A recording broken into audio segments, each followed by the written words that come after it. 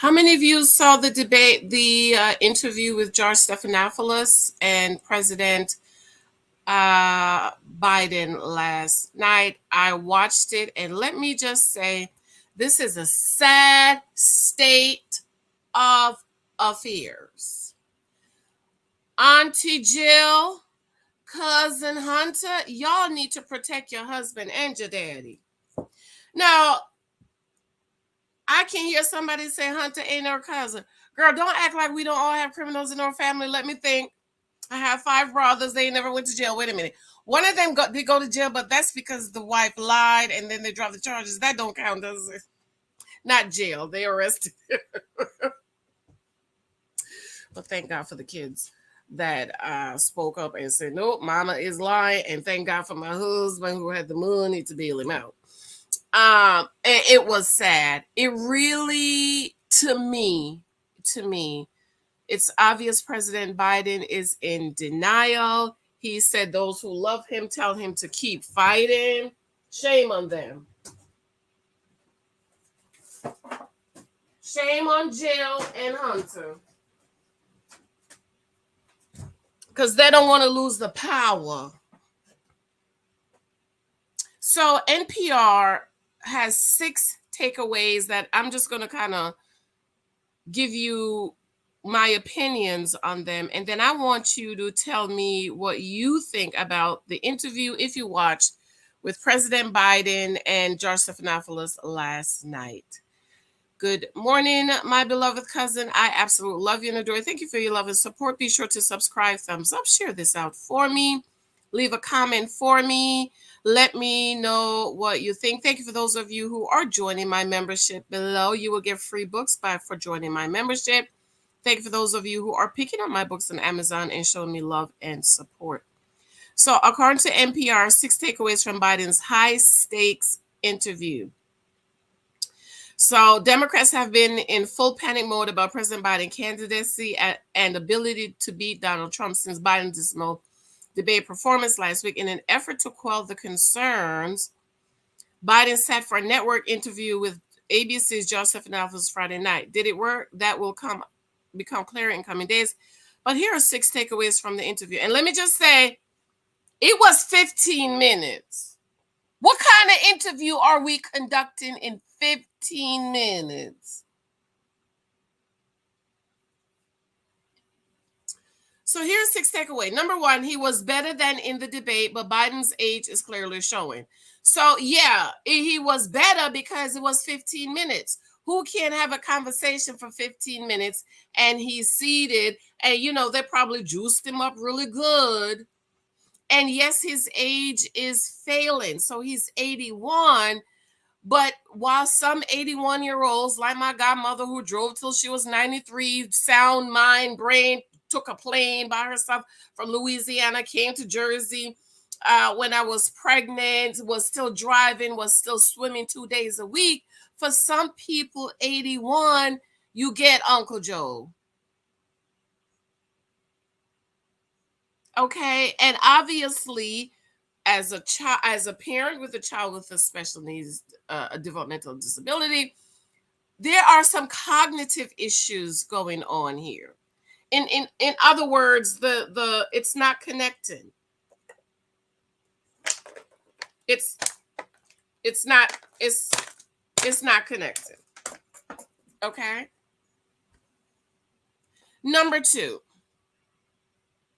Biden showed his stubbornness for good or ill.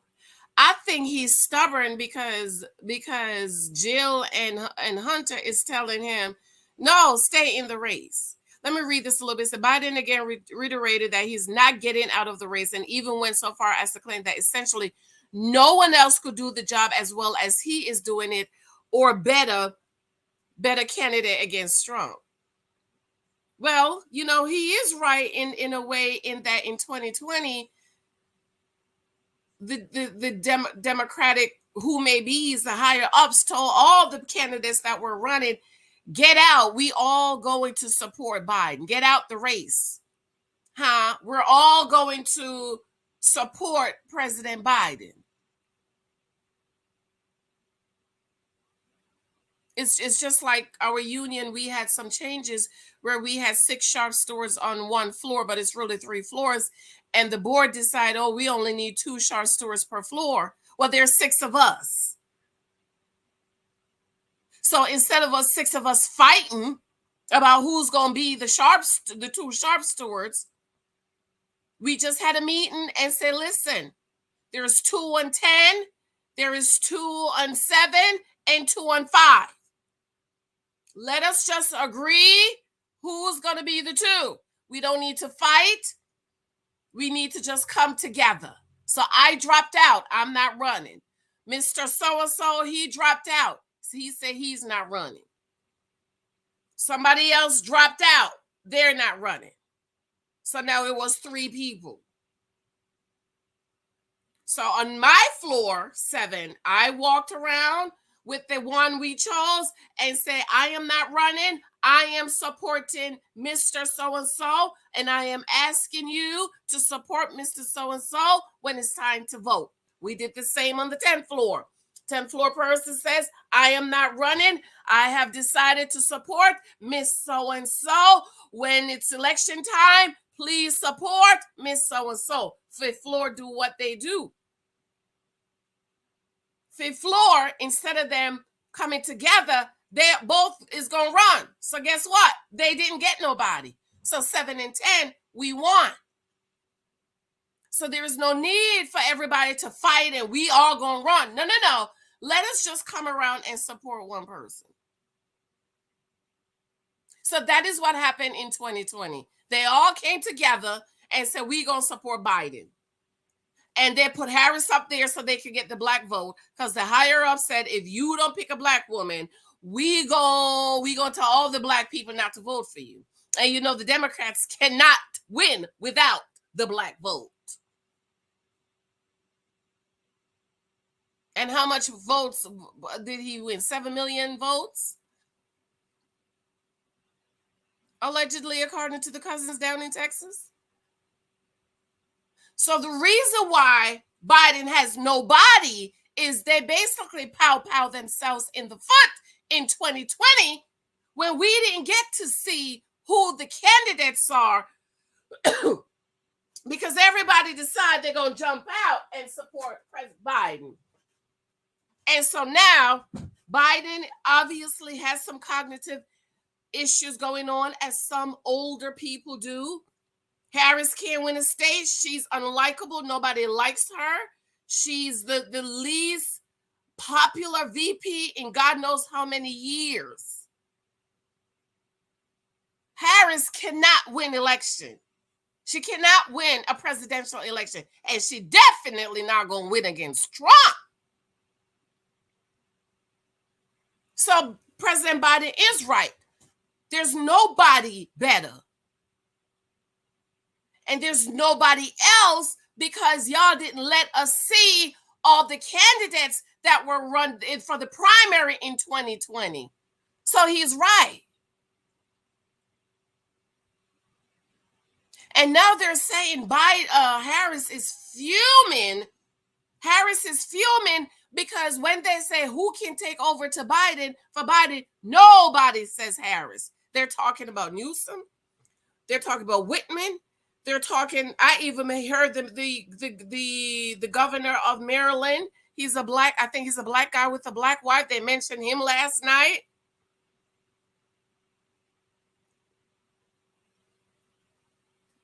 Who else is going to run? Now, let's be right and say that VP Harris is the rightful heir. If President Biden decides he's not going to run or he's going to step out or the Democrats want him out, VP Harris is the rightful heir of the presidency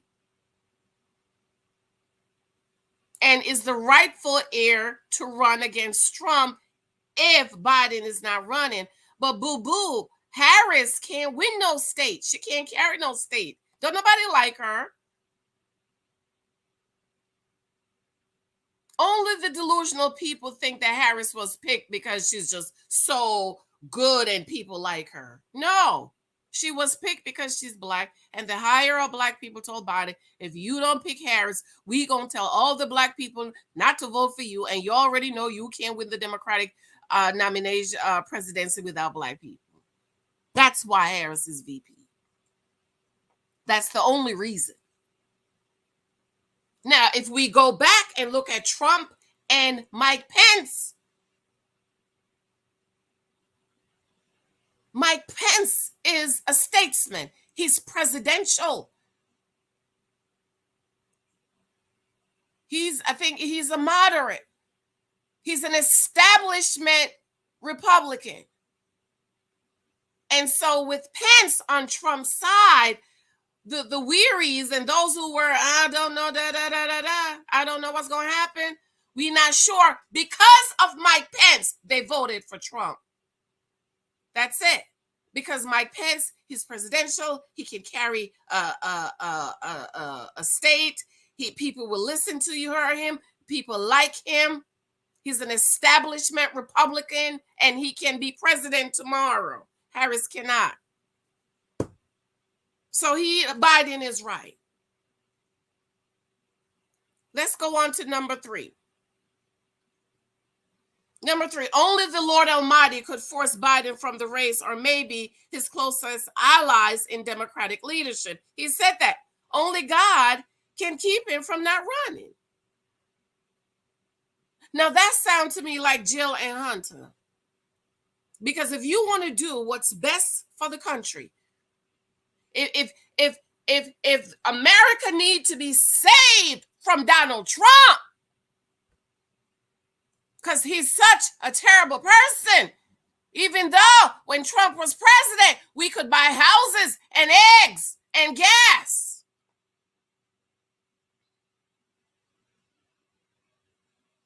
The millennials, they can't buy no house. They're all home living with their mamas. Inflation is so high. Interest rate is so high that the poor little millennials, they can't buy no house. If you want to save America from Trump, is Biden the best option to save America from Trump?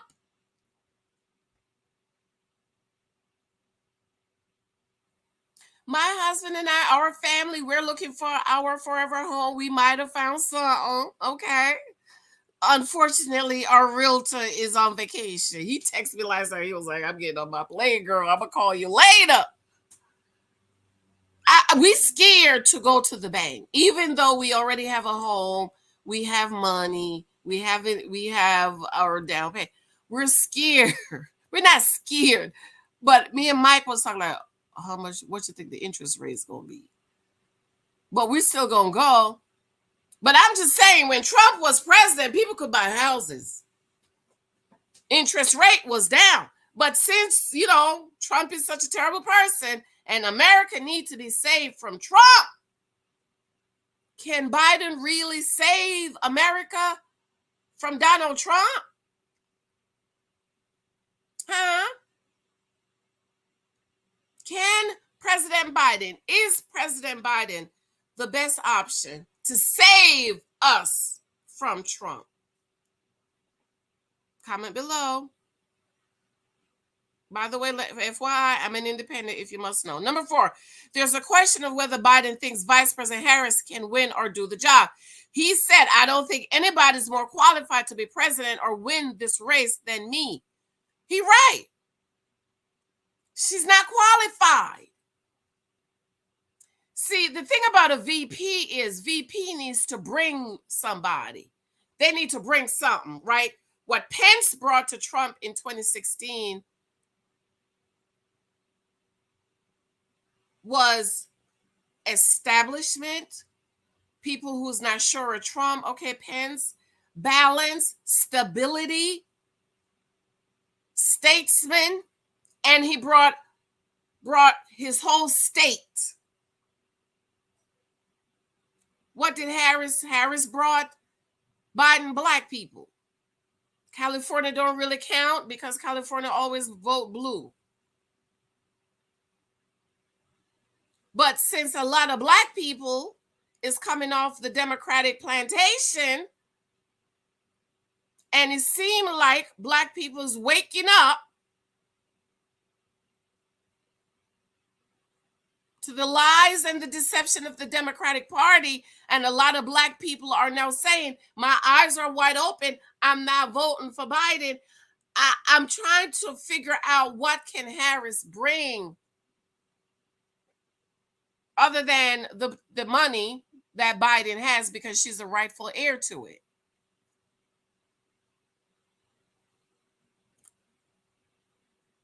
See, to be VP, you need to bring something. And like Biden said, he is the best option because he know what they did in 2020. He knew all them people dropped out. We didn't really get to see. I was just about getting ready to start listening when they're like, oh, we all gonna go on support Biden. He said, I don't think anybody's more qualified to be president or win this race than me. Move on to number 5. This is a critical week for polls. We're now entering week 2 after the debate. It usually takes a couple of weeks for public opinion to solidify. Polls this week have shown Biden hurt by the debate, the degree to which is debatable. So this is not an important period for whether Biden can weather the storm or not. There are Democrats firmly behind Biden, certainly, but many, if not most, others are biting their nails and waiting to see what the polls say. If he is where he was before the debate, he will shore up support. If he slips further behind Trump, there will be more Democrats calling for him to step aside. And Democratic donors are saying, I'm pulling out. Biden needs to step down. I'm putting my money behind senators and congressmen and women. So, once the donors start to pull out, you ain't got no money. And we all know we need money to run a campaign. Number 6, this whole episode shows the stark difference between the Democratic and the Republican parties. What that Democrats have raised as many questions as they have about Biden's viability shows a huge difference between the major parties. One party, the GOP, doesn't seem to care if 2 dozen women have accused their nominee of assault. Don't care if he ran a fraudulent foundation and a sham university. Don't care if he paid off a Peace Star. Don't care if he lies repeatedly, and don't care if he was impeached twice or was convicted on almost 3 dozen felony counts. The Democratic Party, on the other hand, is concerned about Biden's age, now his character, or priorities for the country. It's something that has irked people like John Fetterman, the Bronx, Pennsylvania senator. Democrats need to get a spine or grow a set. 1 or 2, he wrote on X, Joe Biden is our guy. Now, that's interesting that they brought that up, because studies have shown that there's a difference between how the Democrats pick their nominee and how Republicans do. See, Democrats, he got to be good looking. He has to be, he has to look like a president. Obama, Clinton, the Kennedys. He got to be good looking. He got to be charismatic. Everything got to be right for the Democrats nominee. Republicans,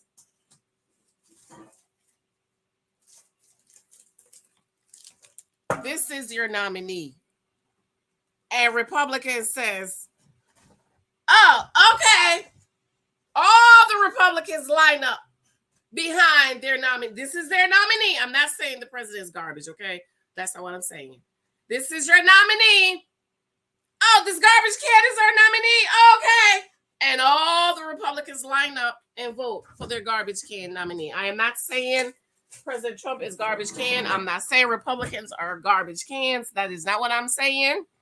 What I am saying is the way Republicans vote, whoever the nominee is, they line up. No questions asked. You want me to donate? Okay. Democrats are not like that. So that's why the senator was like, y'all need to grow a spine. He is our guy. And the other people say, I don't know, he old, he can't think, he got cognitive issues. So let me know what you think in the comments below. Oh, I'm wearing my t-shirt. I'm over the fakery of it all. I don't know what the answer is. I do know if Democrats need to save America from Trump, I don't think Biden is your guy, and I don't think Harris is your woman. That's all I know. I don't know who it is, but I do know if y'all want to save America from Trump, Biden and Harris ain't gonna do it. Not 2024. I love you all, my cousins. Let me know what you think. Remember to show me love by subscribing. My Cash App is below if you want to buy me some coffee or you want to show me love and support on my books on Amazon. I absolutely love you. Thank you. Comment below. Let me know. Did you watch the interview? And I want to hear your thoughts. Love you, my darlings. Talk to you later. Bye.